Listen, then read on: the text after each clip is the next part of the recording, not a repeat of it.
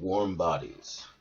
Warm Bodies is the zombie romance comedy from earlier in the year. I believe it came out around Valentine's Day about R.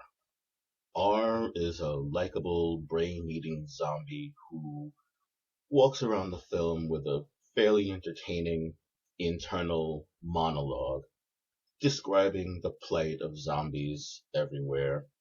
And he runs across a human girl, one particular human girl, for whom he just falls head over heels in love.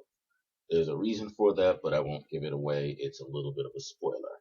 Um, Zar, Zar, R is likable. I found myself enjoying him throughout the entire movie. The actor playing him is pretty good.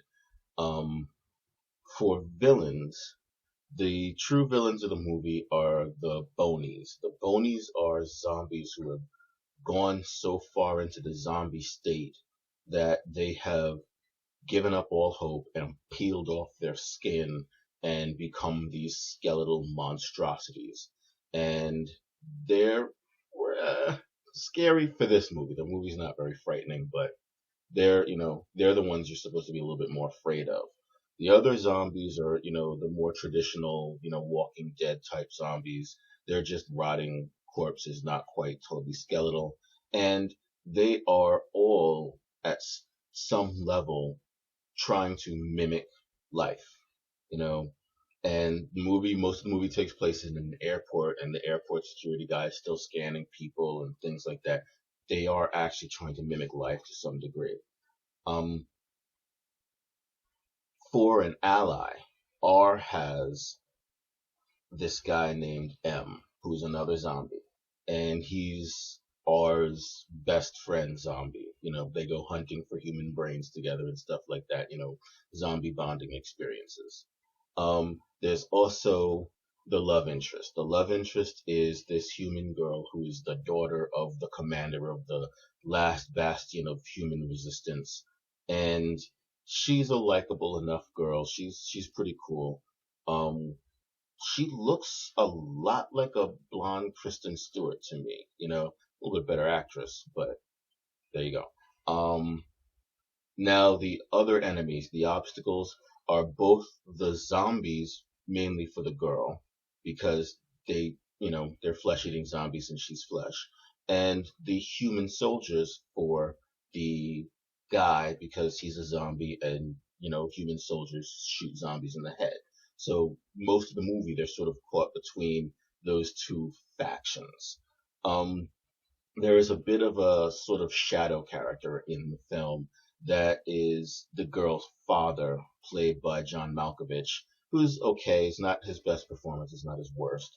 And basically, he's a man whose history with the zombies has led him to distrust, fear, and hate them so much that he's not open to the idea of zombies becoming human again.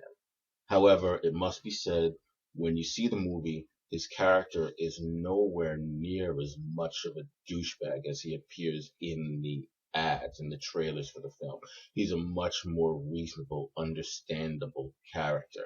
He really does care for his daughter, even though she doesn't seem to like him that much. He really is a believable character. Um, the upside. The upside of this film is that it's fast, it's pretty funny, it's got really good music, the acting is decent. It's not, I mean, I don't think there's anyone here that's going to be nominated for any award, except for maybe if there's like a specific horror award, maybe. But other than that, it's not an award winning movie, but it's entertaining.